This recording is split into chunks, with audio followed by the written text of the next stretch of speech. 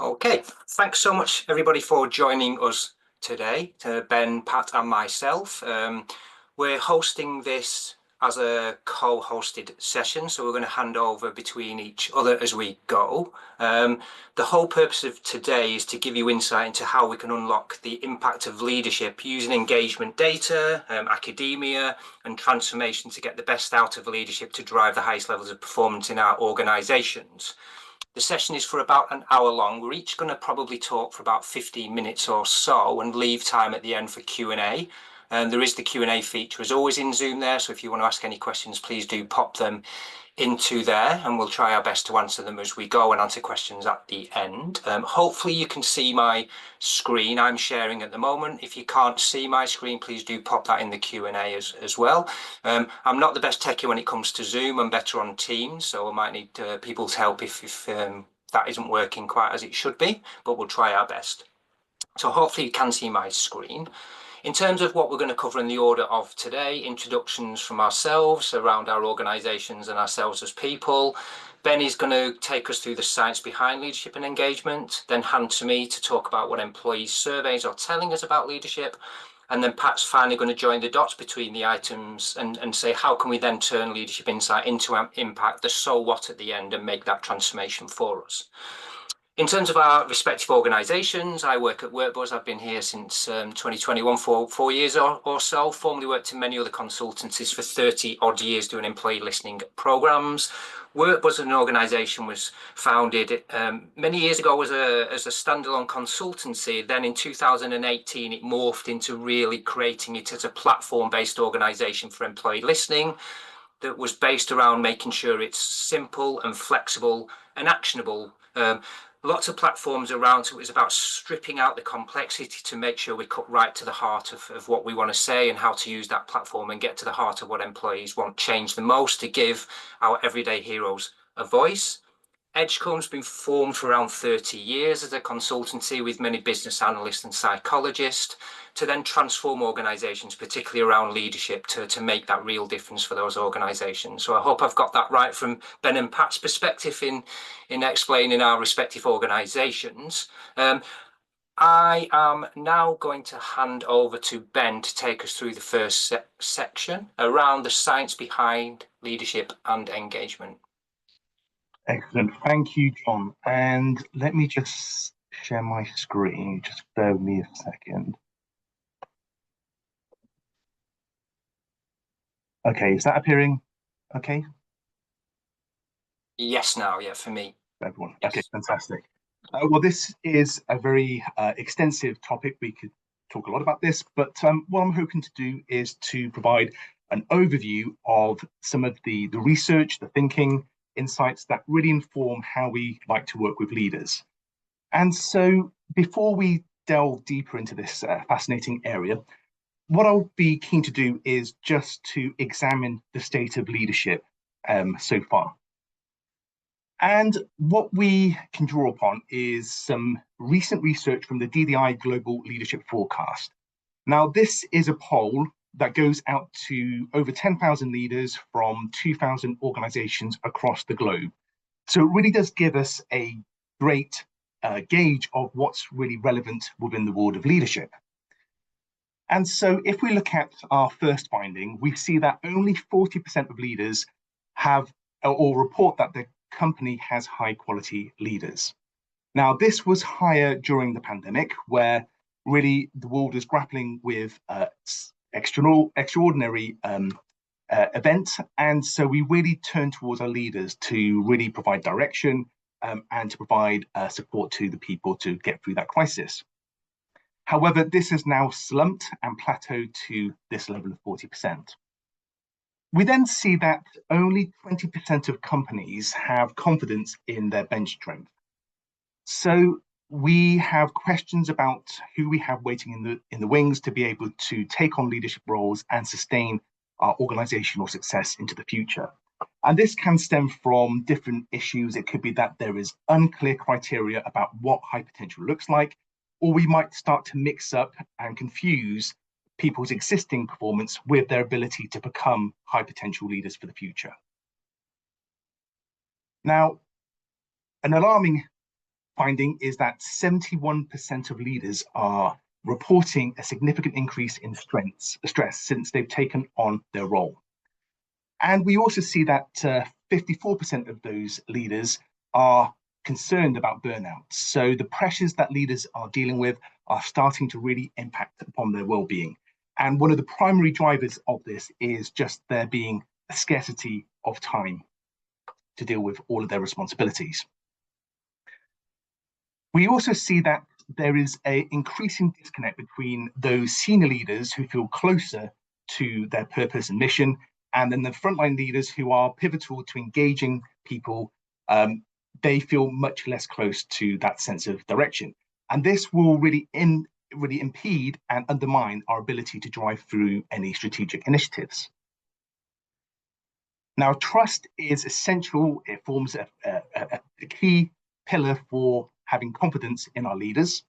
And we see that this has dropped. So it has eroded to 29% for immediate leaders, our managers, and to 32% for senior leaders. Now, what we're seeing here is that for senior leaders, this is around the same sort of level as it has been for many years.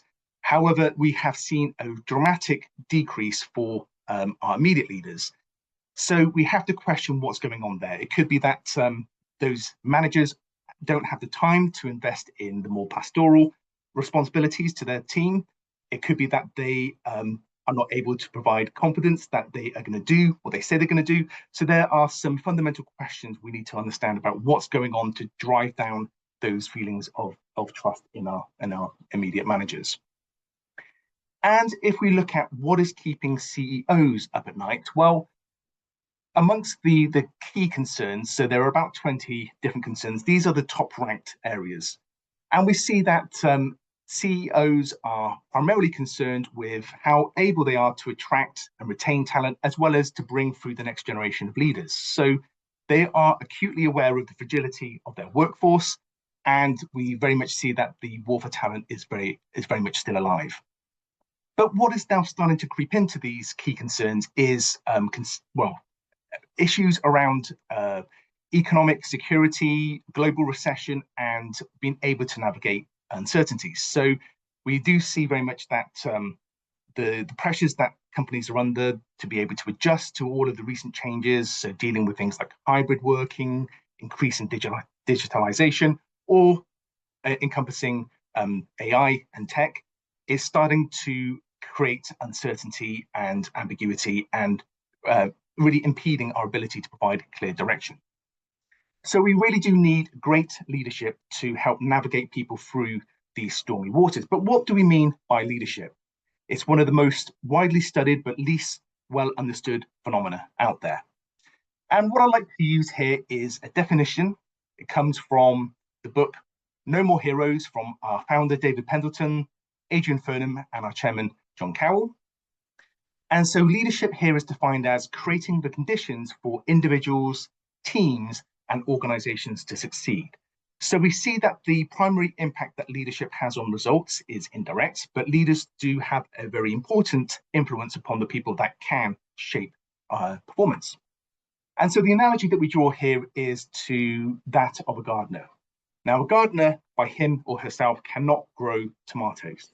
They need tomato plants to do that. So they need to sow the seeds at the right time of the year. They need to make sure that the soil is well fertilized, and they need to then adjust to what's happening in the environment. So if it's particularly dry, they need to water the plants more, and if it's particularly wet, they need to hold off from that. So they need to take care of all of the conditions. And if they do a great job of attending to the plant's needs, then this should lead to a bumper crop of tomatoes at the end of it. Well, that's the theory. Didn't help with my own cherry tomatoes last year, but I am more hopeful with the great sunshine that we're having early on this year. But if we were to try and ascertain, well, what is the impact that leadership has? This is quite a tricky question to resolve.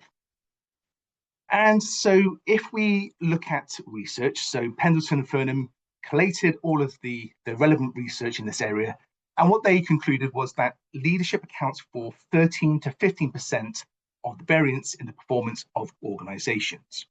Now, that might not sound very impressive, very modest.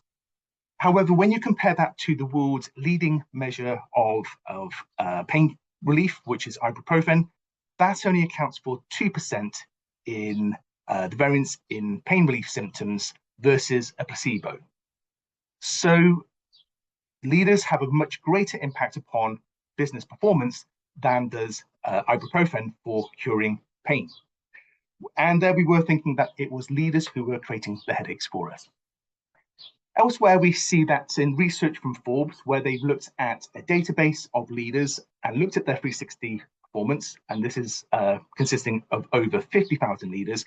When they divided that group up into 3 bands, so they looked at the bottom 10% who were seen as the weak leaders, the middle 80% who were seen as the good leaders, and then the top 10% who were the great leaders.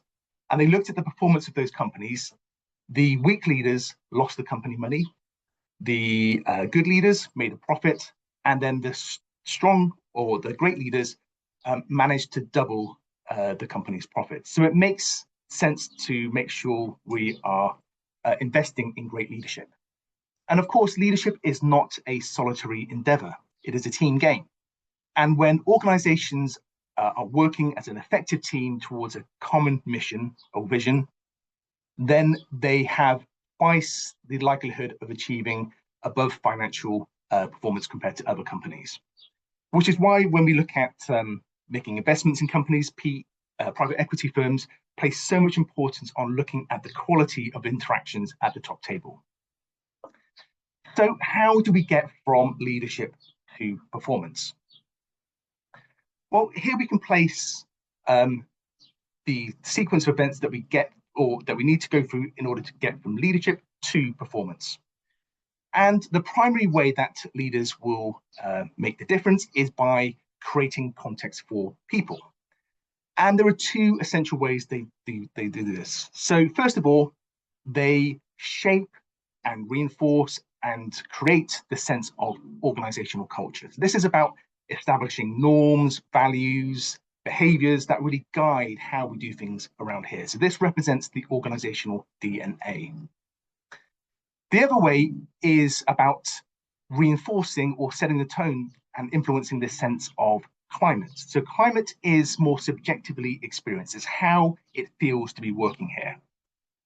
And the leaders will establish psychological safety. So the more that they share their feelings and thinking openly with their team, the more that encourages the team to feel able to do so without fear of any recrimination. They also need to provide supportive leadership and establish what we call psychological meaningfulness. So this is about helping people understand the part that they play within the broader scheme of things. So they can ensure that people feel acknowledged, valued, and can make a great contribution. Now, if the leader is able to create these right conditions, just as a gardener is able to attend to their plant's needs, then this is what leads to people feeling engaged. So people feel more bought into the organizational direction, that they start to feel more commitment, and they start to release their discretionary efforts. So they work harder for longer, and so they feel a greater sense of commitment to the organization.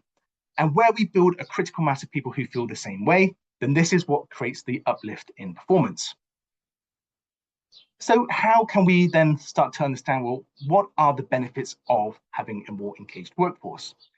And here we can turn to some research from one of the studies that formed the Engage for Success research. So this was a government task force that was set up to look at the impact that engagement has upon organizational performance. So they looked at a cross-section of companies, so organizations such as Tesco's, BAE Systems, Google, John Lewis, and so on. And they looked at measuring engagement and looked at underlying metrics to understand the levels of performance. And so this research from Kular and colleagues showed that those companies that were in the top quartile for engagement had 12% higher customer advocacy. So what that meant was that when people felt more engaged in their organization, they did a better job of then engaging their customers. They had 18% higher productivity, 12% higher revenues, and they also managed to reduce employee turnover by 30% as well as workplace accidents by 60%. So being able to really invest in driving up engagement was a source of creating competitive advantage, but also failing to do so was a real risk for the organization. So what is it that leaders need to do in order to really engage their people? Well, we'll look at this in a number of different ways and see how these ideas also reinforce one another. So the first bit of research to introduce you to is from Kaiser and Hogan. And what they were looking at were the different styles and focuses that leaders need to demonstrate in order to really lead effectively their organizations. And at any one time, leaders can focus upon strategic leadership, which is about looking ahead to the future, being able to lead on breakthrough thinking and taking that broader view. Or they can look more at operational leadership, which is more focused upon immediate priorities, our tactics, and being able to ensure that we control work effectively and we're getting things done. And then there are two different styles that leaders can deploy. So they can be more forceful, which is about being more prescriptive, directive, taking charge and providing instructions. Or we can be more enabling, which is about involving people in shaping the way forward and really being able to drive levels of participation. So when we're working in organizations, there are different times where we might need to look more towards the future or look towards the near term, what's right in front of us. And we might need to provide more of a steer on direction, or we might need to involve people in shaping direction for us as well. And the research was showing that really leaders need to make sure that they are deploying these different styles and focuses at the right time and avoid the risks of either underplaying or overplaying these tendencies when it's not particularly called for. Elsewhere, we can look at what more engaging leaders do. And here we'll bring in some research from Schaufeli. And what they were looking at were the psychological needs that people have and how do we make sure that we can take care of these. So those leaders who are more engaging will be able to inspire their followers. So they are able to connect people to the vision, their plans, so that people know the part that they play in order to support the organizational purpose. They also then need to strengthen their followers by getting the right balance between providing autonomy and direction and making sure that they can delegate so that people feel that they can take responsibility and can actually feel competent in carrying out their duties. And then finally, they need to be able to connect people. So this is about really ensuring that people have close social bonds, that they feel able to liaise with different people, to create more effective teams. And underlying this, then this will increase the sense of belonging to their colleagues and to the organization. So where we are able to inspire, strengthen, and connect to our colleagues, then this helps our people to feel more valued, more empowered, and in turn, this boosts their level of engagement. The other way that we can look at this is to highlight what are the essential tasks that leaders need to take care of. And this is where we'll bring in the research that comes from David Pendleton, so the primary colors, which is our proprietary model of leadership. And really this was born out of this need to understand, well, how can we help leaders to have a common language to talk about leadership? Because it's only when we can start to talk and understand leadership that we can expect to actually change it. And following doing extensive research to see, well, what does the leadership literature say about leadership? What that highlighted was that there were three core domains of leadership. So we have strategic leadership, which concerns how do we take that broader perspective to look across the organization, to look outside of it, but very much to look ahead. So it's future focused. And it's concerned with being able to provide clear direction for others. We then see that there is a doing element, which concerns the operational domain. So this is how we focus upon what's happening immediately, so today. We are able to effectively prioritize, mobilize resources, and get things done. And we have a more relational element, which is the interpersonal domain. So this really concerns, how do we connect with people? How do we get people on side? How do we empathize and bring people with us along that journey? Now, for some of these domains, you'll see that there are certain tasks which feed in a pure way, and other tasks which feed in a they feed into more than one domain. So these tasks are, they effectively do what they say on the tin. But just to give you an example, building and sustaining relationships is central to the interpersonal domain, whereas team working overlaps between interpersonal and operational. So part of it is about working in collaboration with others, working in communion, and also it's about making sure that what the team is doing is effective and productive.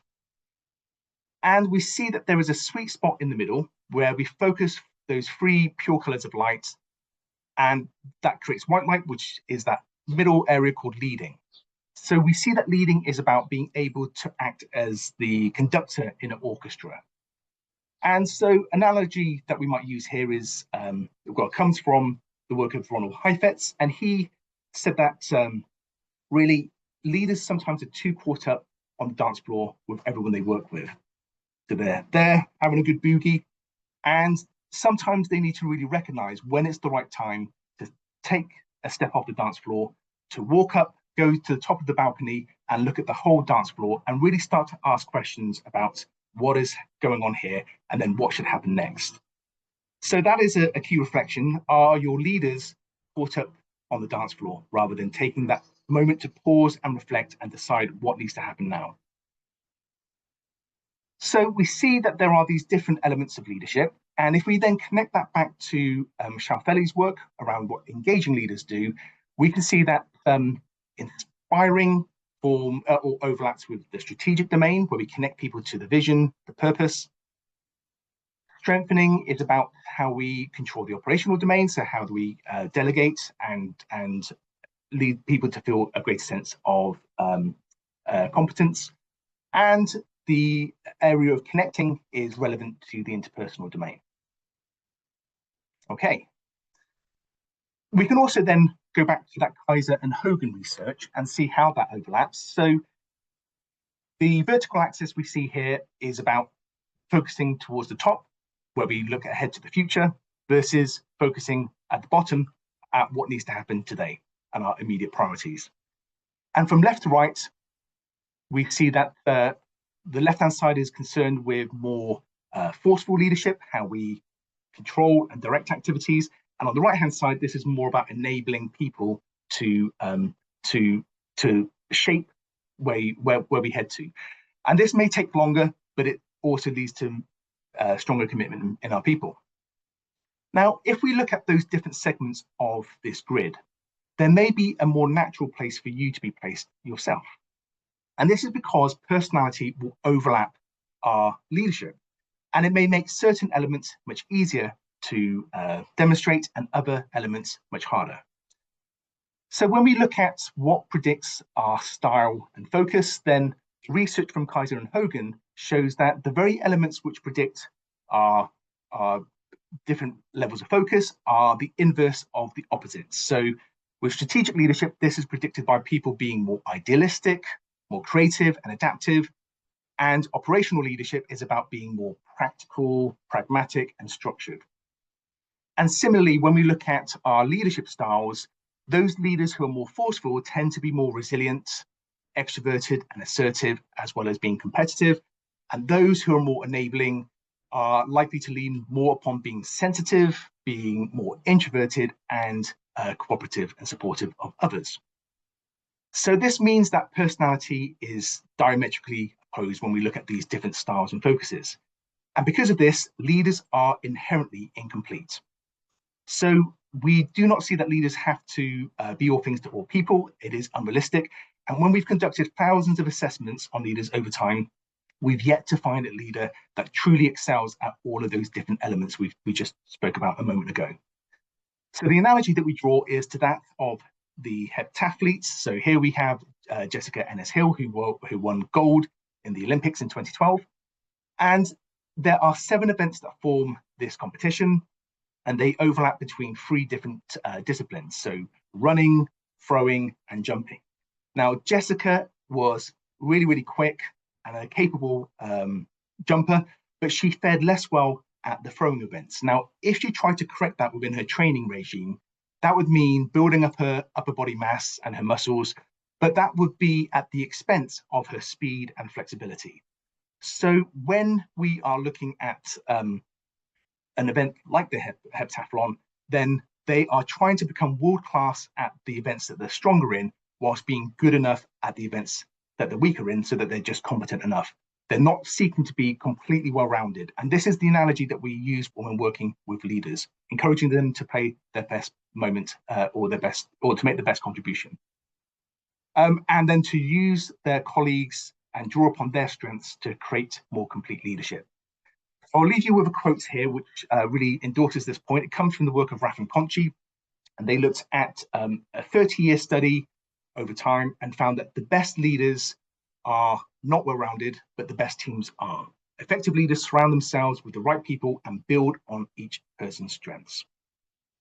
So that's it in a nutshell, and I will now hand you over to John, who'll be walking you through how we can draw out some meaningful insights about leadership from engagement data. Thank you, Ben. Bear with me 1 second. Hopefully my screen has come back up. So I am always going to feel like good cop, bad cop now, because Ben said the theory and how we need to do all of these things and make a difference and an impact. And I'm going to be a bit bad cop because I'm going to show in practice, is that actually happening in organizations? Because we can see the clear evidence of why we need to do that. So what are employee surveys telling us about leadership? Before we do, though, I just want to give a commonsensical view on something possibly that might be interacting in leadership. I know we've talked about the academia and theories and models, but commonsensically, the views in authority might be changing, which is a real challenge for organisations.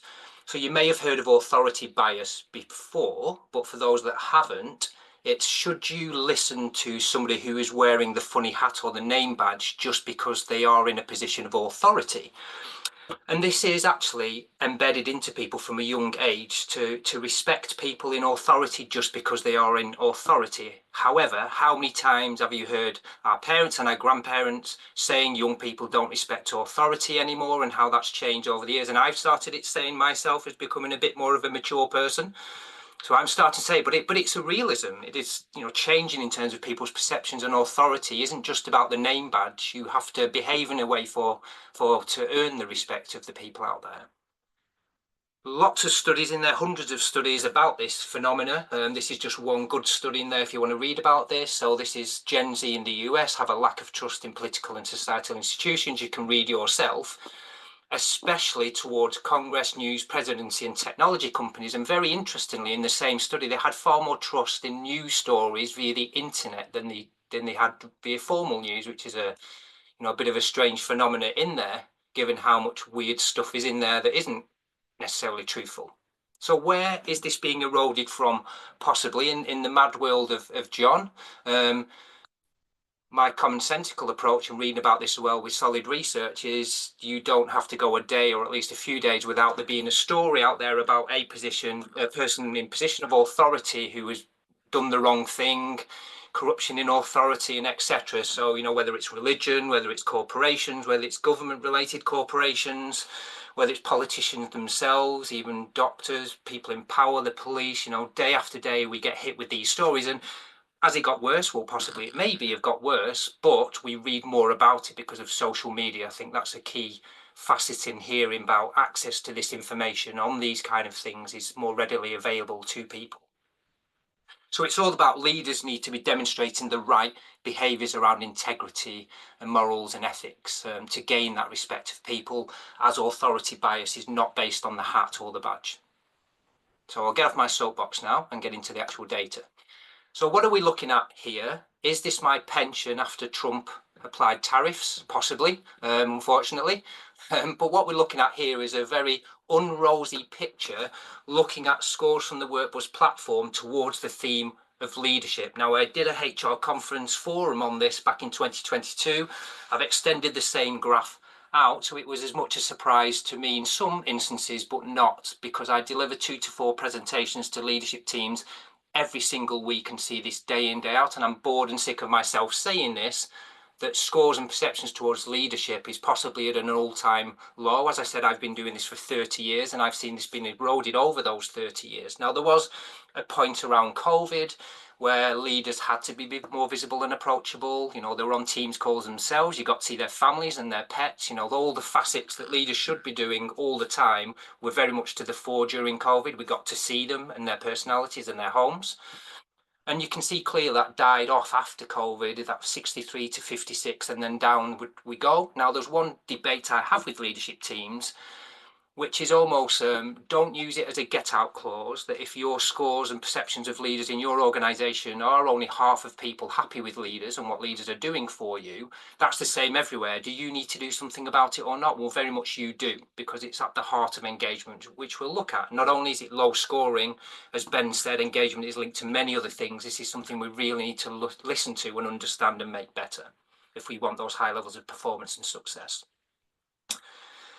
Is it the same story everywhere? So again, I get bored of hearing myself say this, so I could pick any single presentation that I've delivered in the last sort of 6 months, and as I said, I do a lot every single week. So, you know, this is one example where does leadership score in terms of the dynamic of employee experience?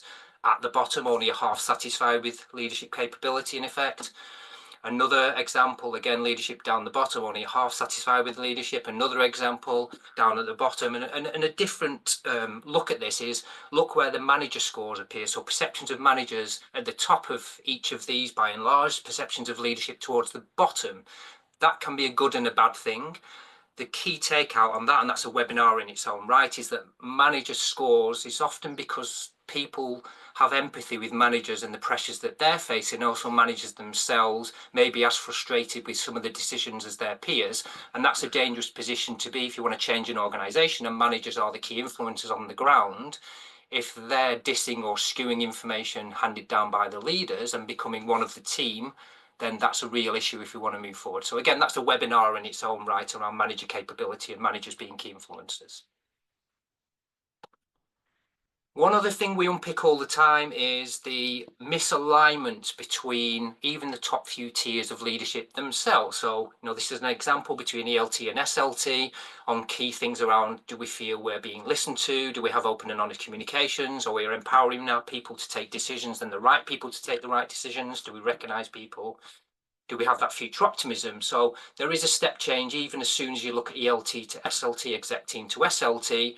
But look at the scores from managers to non-managers. By the time you get to those key influencers, their views are very much the same as the people that they are influencing day in, day out.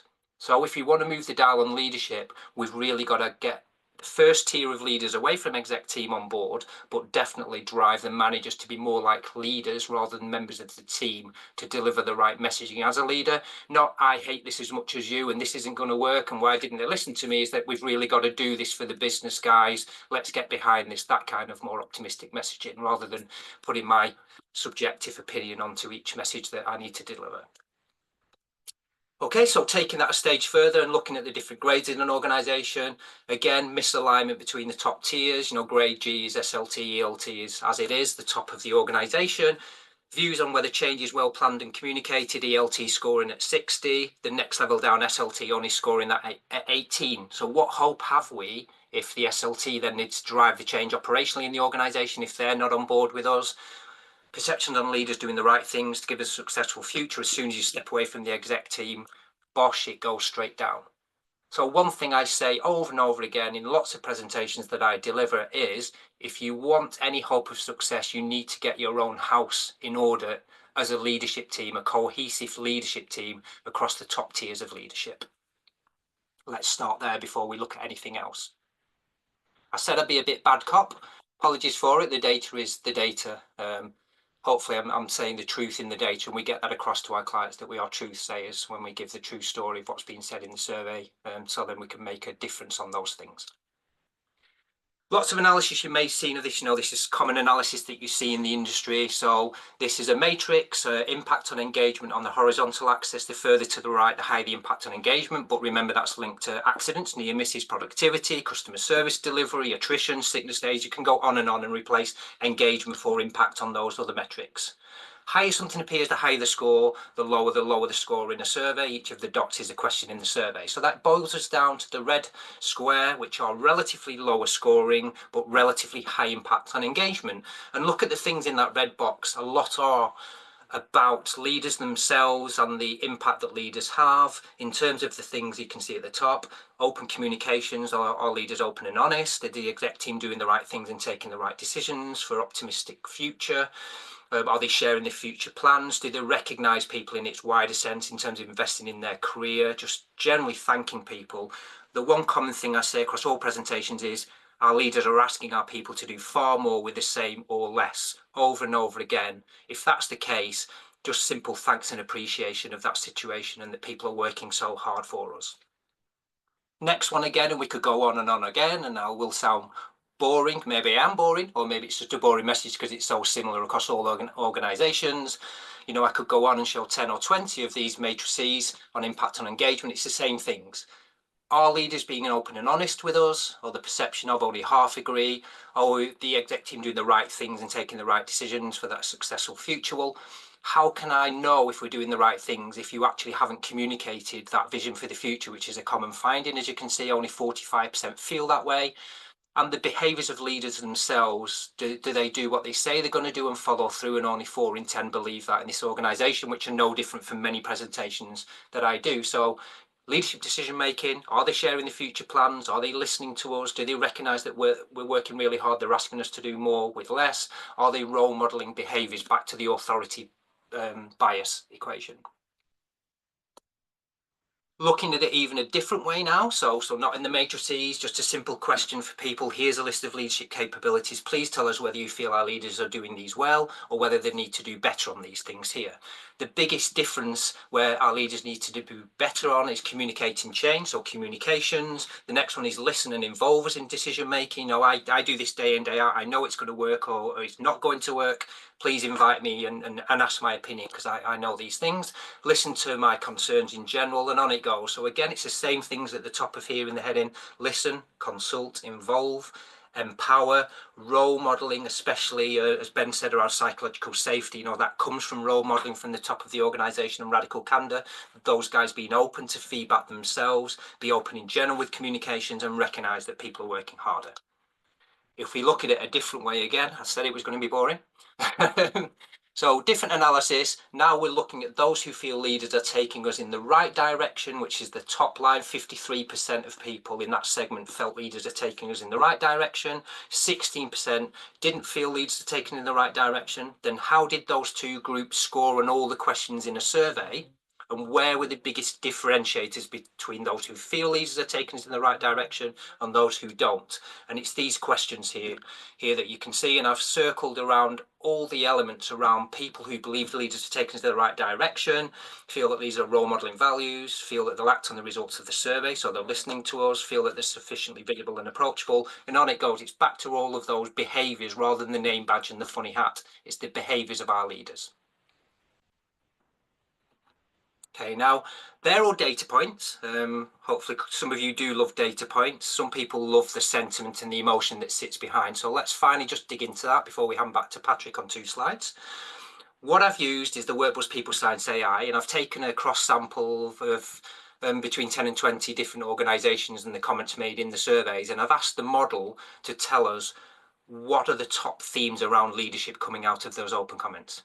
And lo and behold, it's all the things in the closed data points.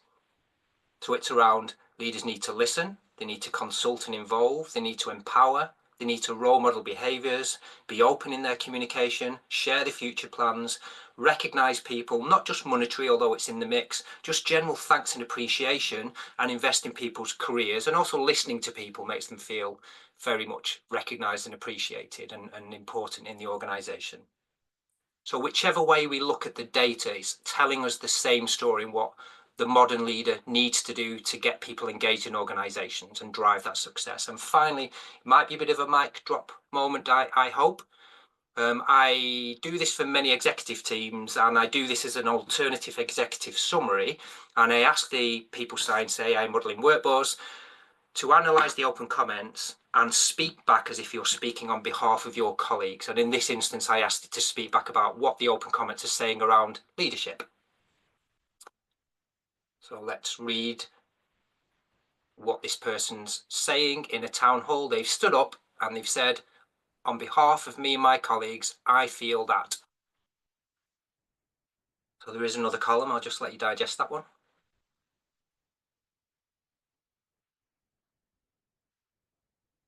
And then the next column.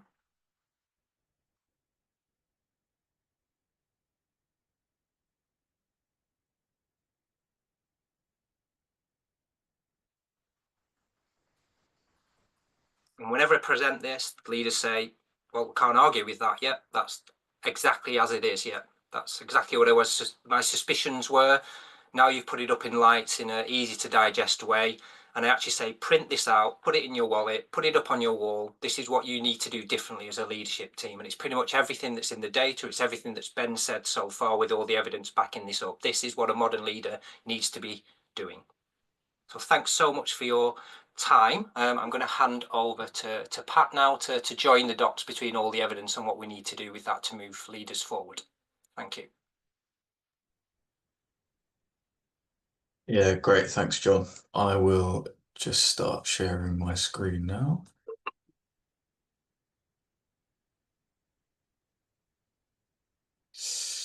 Yeah, so I think that firstly, that really does just kind of bring to life the power of the WorkBuzz platform in providing a real sort of best-in-class tool to gathering those insights into engagement and also leadership and where we need to prioritize.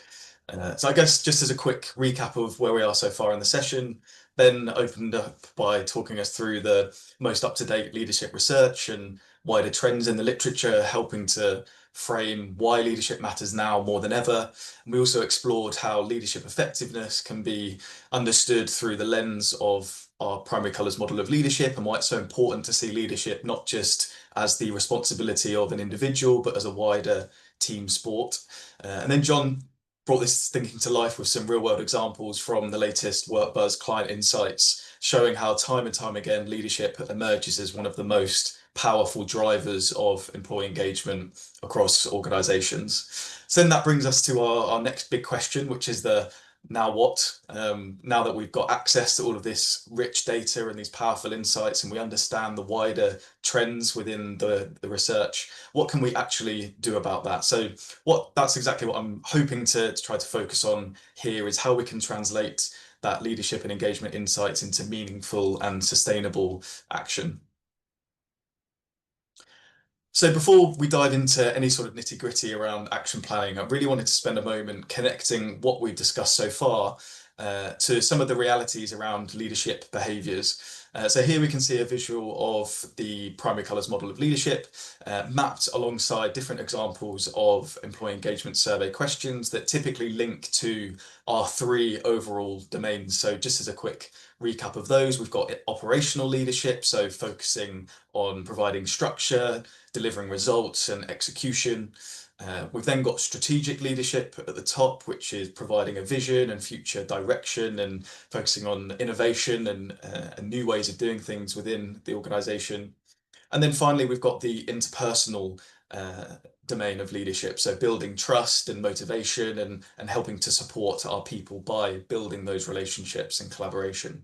And what we see time and time again is that both in engagement data, but also in leadership assessments, is that very few organizations or leadership teams are consistently strong across all three of those areas. And therefore the impact they have on the culture and climate also tends to differ. So the next steps in leadership development can't be generic.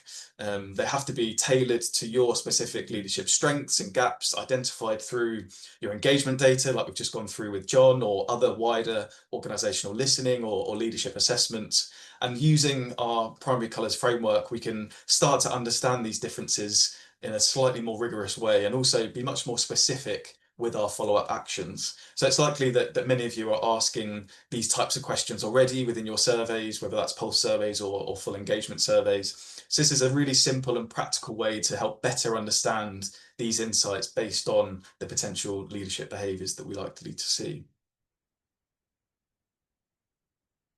And hopefully, to try to bring this to life a little bit more, I thought we could use a worked example based on this leadership to performance model.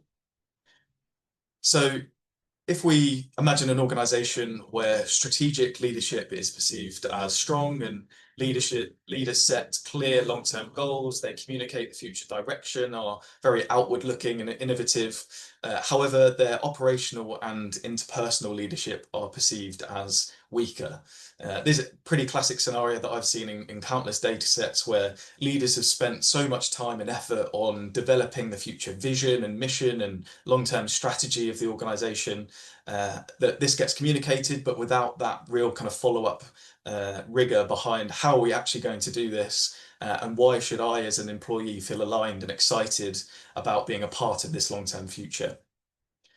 So what does this mean? Well, we might see from this type of data that employees report that the strategy is clear, but day-to-day execution might be inconsistent. And that might have a specific impact on the culture. So behavioral norms might start to arise where big picture thinking is valued within this organization, but day-to-day detail and process is a little bit more of an afterthought. And those strategic projects that get prioritized, there aren't those details and an organization behind them, where planning becomes a bit more of an afterthought and operational delivery can feel more chaotic. Also, relationships and team cohesion are deprioritized and a little bit more of a focus on what you deliver rather than the more people element of how are we going to deliver this? What's the people impact? Are people going to start to feel burnt out or stressed or those sorts of things? And then also with regards to the climate, so how does it feel to work in this organisation? A feeling of maybe constant change without having enough support, frustration that there might be some operational barriers that continually aren't addressed, and maybe also starting to feel disconnected from the leadership team personally, where maybe you agree with the overall vision, but you really start to feel that you don't have that longer term relationship with the leaders as a group. And ultimately, unsurprisingly, this is going to have a negative impact on overall employee engagement, where employees may start to feel pretty exhausted, under-supported or undervalued in the work that they're putting in. They might start to lose trust that the leadership really cares about the how rather than just the what we're working towards. And that can maybe lead to them starting to disengage emotionally, where they lose that sense of meaning and purpose because the vision feels so far out of touch given their day-to-day frustrations and barriers. And ultimately, this can lead to increased intention to leave, increased absenteeism, erosion of organisational performance. So that's really what we want to try to better understand, is that we could run through various scenarios using this model, but using it as a way to really understand what are the potential cultural and climate impacts that are then flowing through to our overall levels of employee engagement. So obviously really important that we then take this and what is it that we can actually do about it? And I think that's where I like to work with clients on a really simple but powerful 3-step approach, which is listen, prioritize, and act. So with step 1, with listen, first we need to really listen deeply and systematically. So not just to the survey scores, but to the full richness of the employee voice. And that's where what John's just walked us through there, looking at both the quantitative and the qualitative data that we're collecting. And also using a leadership framework or a shared leadership language can provide such a strong foundation to anchor your insights. We can then use this to embed across all of our listening activities. So whether that's our quantitative data with pulse surveys, life cycle surveys, also the qualitative insights from text analytics and open text comments. But maybe we also need to factor in some deeper exploration through focus groups or interviews, particularly around those topics that are a little bit more sensitive, where maybe that's really understanding an erosion of trust in leadership over time, understanding the feelings towards inclusion and diversity around leadership table, or maybe also well-being and the impact that leadership is having on my personal well-being and feelings of burnout. And it's really about creating that sort of multi-layered understanding, because often it's those real leadership challenges that sit beneath the surface of a multiple sets of data that we need to try to join up. And that's where the prioritization piece with step 2 comes in. Not all actions are created equally. We've seen that different perceptions of setting strategic direction would have a very different impact on the culture compared to negative perceptions of building relationships. So it's a really powerful way to help know where to prioritize is really looking at how we can join up all of this data and look at the potential outcomes. So are we linking our listening data to other performance trends within that part of the organization? Are there any well-being indicators that are linked up to specific pockets of the organization where there's more negative perceptions than others? And has it actually gone so far that our retention rates are starting to diminish, and we're seeing a little bit more attrition in certain parts of the organization that link back to those perceptions of leadership and the impact that that's having on the climate? And this starts to move us away from focusing on just sort of quick wins and going from point A to point B, to really starting to prioritize on a really lasting sort of cultural impact, where those leadership capabilities are improved to really have an impact on the overall employee experience. And then finally, we've got ACT. So this is really where a diagnosis is really depending on your organization, your culture, the strengths and development areas within your leadership team. So that might be rolling out a formalized 360 program to help build self-awareness within the leadership teams. Maybe it's upskilling managers in core areas such as coaching conversations to help to bridge the gap between where their role is now versus where we want them to develop to with regards to the longer term vision. Or maybe it's more targeted leadership coaching or capability assessments to really help to get under the skin of where those relative strengths are. But it's really important that we start to track those outcomes both quantitatively and qualitatively. So we can see there at the bottom of this slide, we've got our quantitative outcomes, such as hopefully uplifts in engagement scores, increased advocacy, and overall team performance metrics. But also important that we don't ignore those more qualitative outcomes as well, such as, are people having much more positive, open conversations about leadership and well-being? Are we seeing a greater increased sense of pride and purpose within the organisation? And it's really important that we start to build all of these back into our initiatives moving forwards. So just to hopefully try to bring this to life a little bit, I've got a case study of a client that we've worked with for a number of years, who sit within the public sector, arm's length government body. And the challenge that this organisation faced was pretty consistent and common, and mirrors some of the patterns that we've spoken about so far. So within this example, interpersonal leadership was seen as a real strength. So employees consistently describe their managers and leaders as being supportive and approachable and caring. However, operational leadership and strategic leadership were seen as weaker. So processes were seen as clunky and fragmented, outdated systems, frustrations around those, but also leaders weren't seen as being very visionary or inspiring and forward thinking enough to really prepare the organisation for those future challenges that they might face. And as a result, the culture and climate reflected those leadership patterns. So a highly supportive and caring environment, but also one where frustrations over inefficiencies were common, a really strong sense of belonging, but limited excitement or belief in the future direction. So what did we do? So we worked with the organisation using the listen, prioritise and act framework to create a really comprehensive listening strategy that started with a full diagnostic within an engagement survey, really understanding leadership perceptions across the operational, strategic and interpersonal dimensions.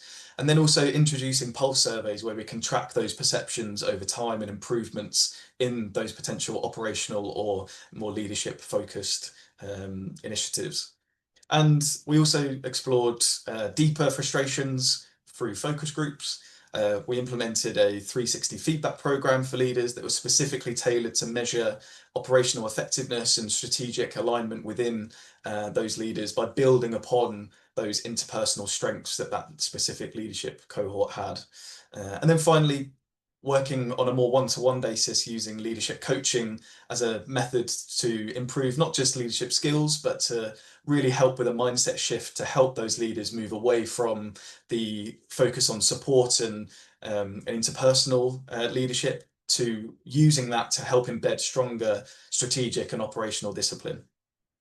And crucially, all of these initiatives were linked and fed back into each other using our primary colours framework as the basis. There's no quick fix for these things, but quite often it's that incremental approach where we continue to listen and learn and act and prioritise where we see the best outcomes. So as I mentioned, we've worked with this client for a number of years, and we've seen a measurable uplift in leadership trust and visibility scores. We've seen a significant improvement in perceptions of innovation and clarity, reduced frustration around operations, but also more positive language around leadership emerging as well. So to really sort of wrap things up, I just wanted to bring us back to the heart of the session, really. And leadership influence isn't just about visibility or authority, but really about creating the conditions for success. And that means shaping a culture where people feel psychologically safe and their work is meaningful. But if we want to unlock that type of impact, we have to stop treating employee engagement and listening as being a separate initiative to leadership development and assessment. They all need to be joined up. They're both two sides of the same coin, and a joined up framework like the primary colours can be a real game changer to help with that. Leadership is a real balancing act. We have to constantly balance driving performance today and the future, our own agendas versus empowering others. And we all carry our own biases, and that's where it's really important that no leader is ever really complete, but complete leadership comes from complementary leaders working together towards a common goal and helping us to really understand and share those outcomes together. And I think that's where really the power of understanding, engagement, leadership development and culture meet in the middle for us to make that lasting impact. Just bang on 1 o'clock as well as the end of the session. Appreciate we did want to open out to some questions that we probably don't really have time for now, but what would be good is if you do have any reflections or thoughts, if people could maybe put them in the Q&A box, and we can either stick around for another 5 minutes if there's anything more pressing, or we'll capture all of these and maybe share some of the FAQs after the session with all of the attendees.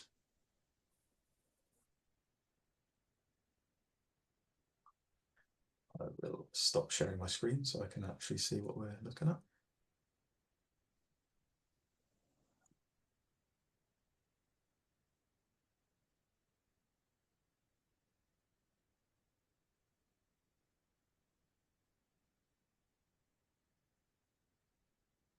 Thank you for your kind feedback coming in the Q&A.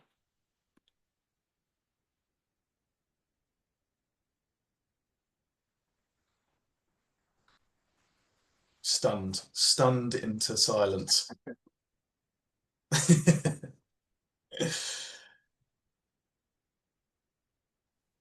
As we said, if there is any other questions, or if you prefer to reach out to us directly, all of our details are in the invitation and everything. So we're more than happy to pick things up afterwards. Thank you all for your attention. Thank you for giving up your lunch times as well, possibly. On this sunny day as well.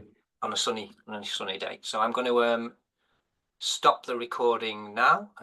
Hopefully one day we'll meet some of the people on here in person as well. Okay, thank you, everybody.